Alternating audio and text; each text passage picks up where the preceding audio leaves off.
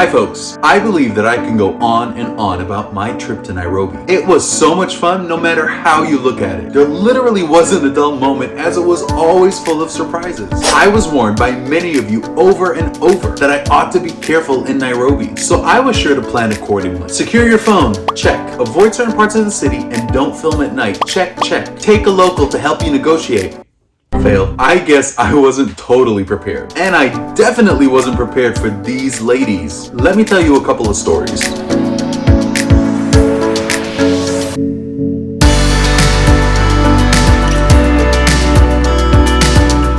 As you saw in my last video, I wanted modern living in Nairobi. I planned out the perfect stay in a high-rise apartment building. If you're new to the channel, you should know I'm like a hippo who needs to be in water all day to survive. So a major requirement is that the hotel would need to have a pool. I found the perfect unit, a penthouse apartment with a pool on the 17th floor with gorgeous views of the city. It's now day 2 in the apartment and I am finally ready to use the pool. Recall that all I brought with me to Nairobi were swimsuits. I get suited up and as I enter the living room, I glance at the normally empty pool only to notice a young lady swimming. Where did she come from? I must say that I was hoping to have the pool all to myself, but I figured I'll just roll with it. I wasn't sure if I was saying things correctly, but this young lady appeared to be swimming topless. Oh my god. My first instinct was to start recording.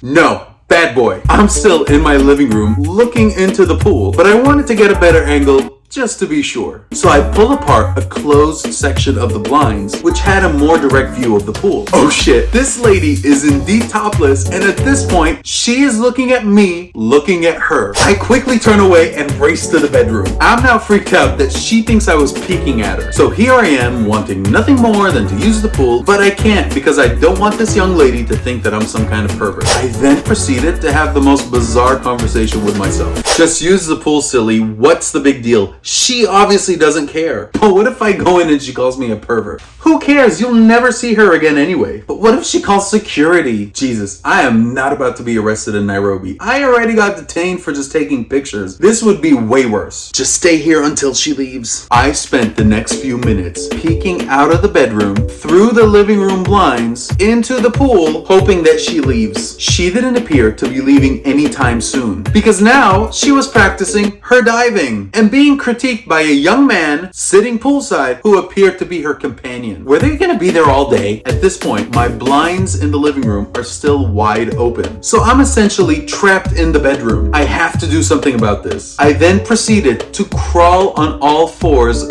from the bedroom into the living room and reach up to close the blinds. Just kidding. You expected me to do that, right? I'm not that neurotic. I didn't crawl, but I rushed to the living room pretending to look the other way. I fumbled a bit, but I managed to get them closed. Suffice to say, I didn't get to use the pool that day, nor any other day. By the way, if you happen to be the young lady swimming topless in the penthouse pool at Imagine Luxury Apartments in Nairobi, please know that I was not staring at you.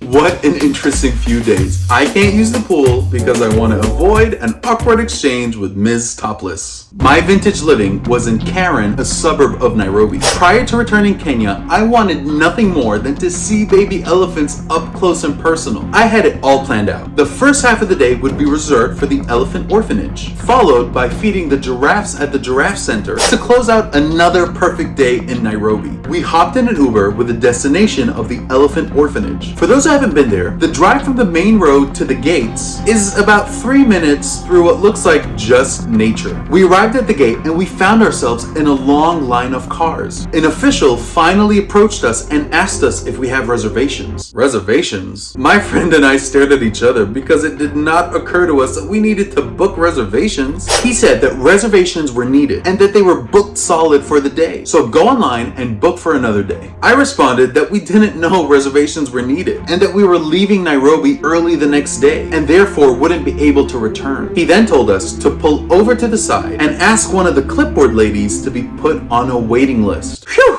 We got out of the car and we looked around for a clipboard lady. We then spotted these two. There's something about a woman with a clipboard that just screams, I'm in charge. I approached one of the two clipboard ladies while blurting out, I want to be on the waiting list. I stated it with such confidence. I was in the know. She looked bewildered and stated, "Who told you that?"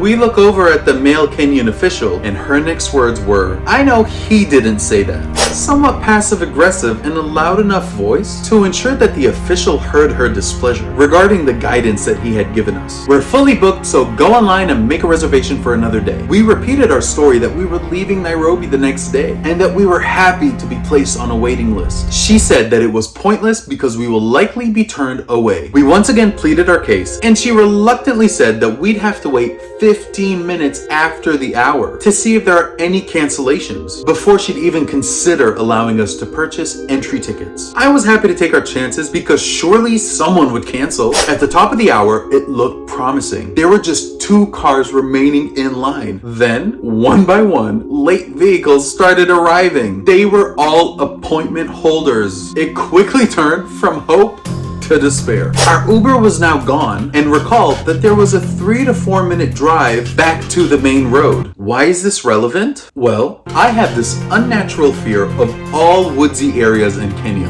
I imagine that some sort of wild animal that I've never seen before would confront me should I decide to walk 30 minutes back to the main road. Keep in mind that the first day on my way to the beach in Diani, I came upon a bunch of baboons lining my path. So I quickly turned around and headed back to the apartment, but luckily saw a local who said it was safe to just push on. No need to laugh at me, but until I understand that certain wildlife is harmless, I avoid all encounters with them. Now back to the story. Clipboard lady number 2 approached clipboard lady number 1, inquiring as to why we were standing off to the side. I wouldn't call it a heated discussion, but arms were waving, and clipboard lady number 2 had a scorn on her face during the entire exchange. She then said something to the effect of, "Do whatever you want, but if it were up to me, I would not let them in." She appeared to have contempt for us because we dared show up without a reservation. I'm thinking, why does this lady care? It's a win for the sanctuary to have paying attendees on the sideline should someone decide to cancel. It's now 10 minutes after the hour. Clipboard ladies compare lists, and there are some no-shows. But clipboard lady number 2 still doesn't want to let us in. She storms off, clipboard in hand,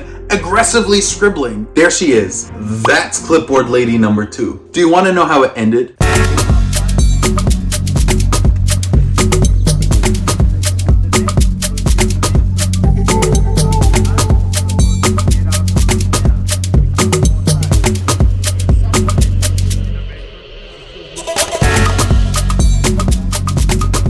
It ended well, folks. We thanked clipboard lady number 1 profusely, and we threw silent shade at clipboard lady number 2. There is never a dull moment in Nairobi, which is why I love it. I can't wait to return and meet many more of you during my travels through the city. If you enjoy this content, like, subscribe, and share your favorite video on this channel with a friend.